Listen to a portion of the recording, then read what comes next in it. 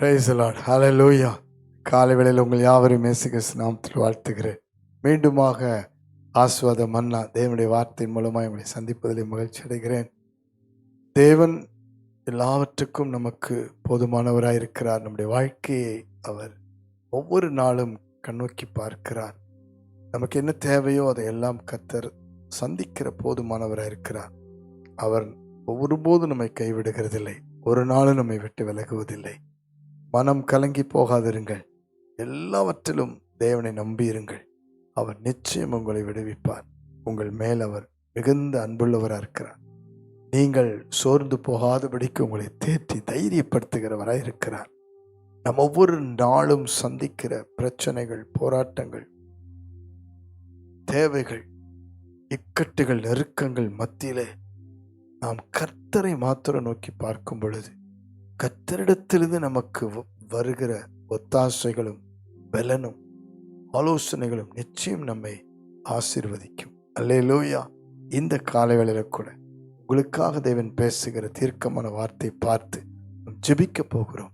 சங்கீதங்களின் புஸ்தகம் 50ஆம் சங்கீதம் 15ஆம் வசனத்தை வாசித்து பாருங்கள். ஆபத்து காலத்தில் என்னை நோக்கி கூப்பிடு, நான் உன்னை விடுவிப்பேன், நீ என்னை மகிமைப்படுத்துவாய். அல்லேலூயா, அல்லேலூயா. தேவனை நோக்கி கூப்பிடுகிறவர்களை விடுவிக்கிற தேவனாயிருக்கிறார். இஸ்ரவேல் ஜனங்களை பாருங்கள்.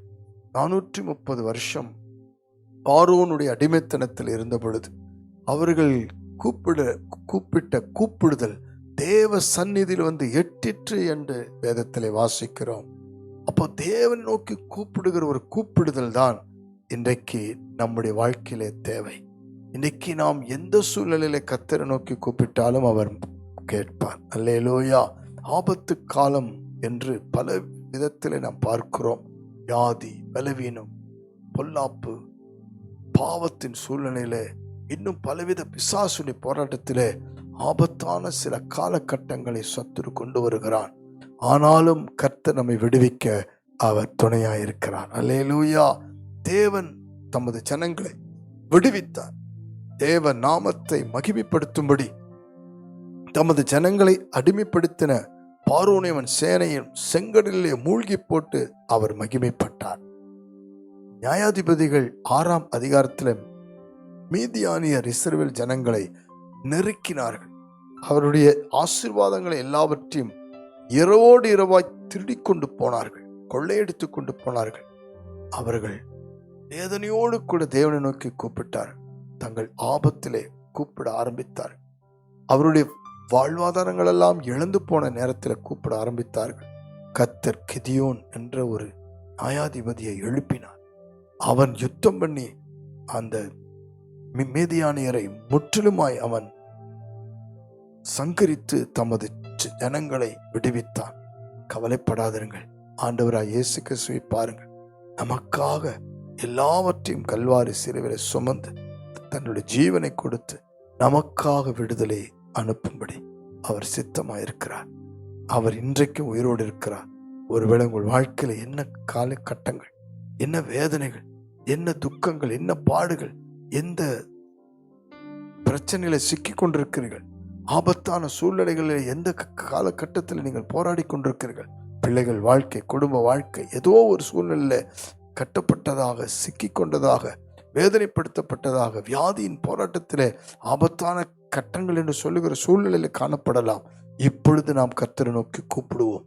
முழு உள்ளத்தோடு கூப்பிடுங்க. எங்க இருந்தாலும் கூப்பிடுங்க, எந்த சூழ்நிலை இருந்தாலும் கூப்பிடுங்க. அவர் பதில் கொடுப்பார். நிச்சயம் உங்களை விடுவிப்பார். நமது நாமத்தை மகிமைப்படுத்த நான் உன்னை விடுவிப்பேன், நான் உன்னை விடுவிப்பேன், நீ என்னை மகிமைப்படுத்துவான். நம் கர்த்தருக்கு சாட்சி சொல்லி கர்த்தரை மகிமைப்படுத்த ஒப்பு கொடுங்க. கண்களை மூடி ஜெபிப்போமா? அன்பின் பரலோக பிதாவே, இந்த காலைவெளியில ஜெபிக்கிற ஒவ்வொருவருக்காய் முன்னோக்கி பார்த்து ஜெபிக்கிறேன்.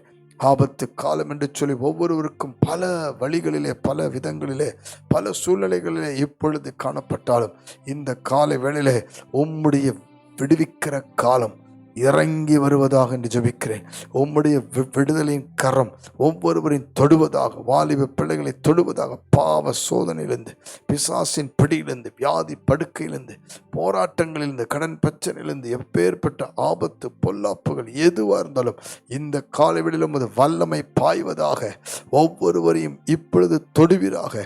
தங்கள் ஆபத்து நாளிலே கர்த்தரை நோக்கி கூப்பிட்டார்கள், கூப்பிட்ட அவர்களை விடுவித்தார் என்று வேதம் சொல்லுகிறபடி இப்பொழுது கூப்பிடுகிற அத்தனை குடும்பங்களை விடுவிப்பீராக. பிள்ளைகளை, கணவனை, பிரச்சனைகளை, போராட்டங்களிலிருந்து விடுதலை ஆக்குவீராக. ஒவ்வொரு கோர்ட் கேஸிலிருந்து விடுதலை ஆக்குவீராக. வேதனை உள்ள சூழ்நிலையிலிருந்து விடுவிப்பீராக. பற்றாக்குறை சூழ்நிலையிலிருந்து விடுவிப்பீராக. வியாதி படுக்கையிலிருந்து விடுவிப்பீராக. பிசாசின் போராட்டங்களிலிருந்து விடுவிப்பீராக. ஆபத்து காலங்களை கொண்டு வருகிற சாத்தானுடைய ஆவிகளை இயேசு கிறிஸ்துவின் நாமத்தில் ஒவ்வொரு குடும்பங்களை விட்டு துரத்துவீராக, விலகி போவதாக. கர்த்தர் தாமே ஜெயமெடுத்த தேவன், சிலுவையில வெற்றி சிறந்தவர், ஒவ்வொருவரையும் விடுதலையாக்கும். நீர் உமது நாமத்தை மகிமைப்படுத்தும்படி சாட்சி சொல்ல உதவி செய்யும். இந்த காலை வேளையில ஒவ்வொருவரையும் சந்திக்கிறீர், வீட்டை சந்திக்கிறீர், குடும்பங்களை சந்திக்கிறீர். உமக்கு நன்றி. வேலை ஸ்தலங்களை சந்திக்கிறீர். நன்றி. இயேசு கிறிஸ்துவின் நாமத்தில் ஒவ்வொருவருக்கும் அற்புதம் செய்து விடுதலையாக்கி தாரும் ஜீவனுள்ள நல்ல பிதாவே. ஆமேன், ஆமேன், ஆமேன். God bless you. கூப்பிடுவோம், விடுவிப்பார்.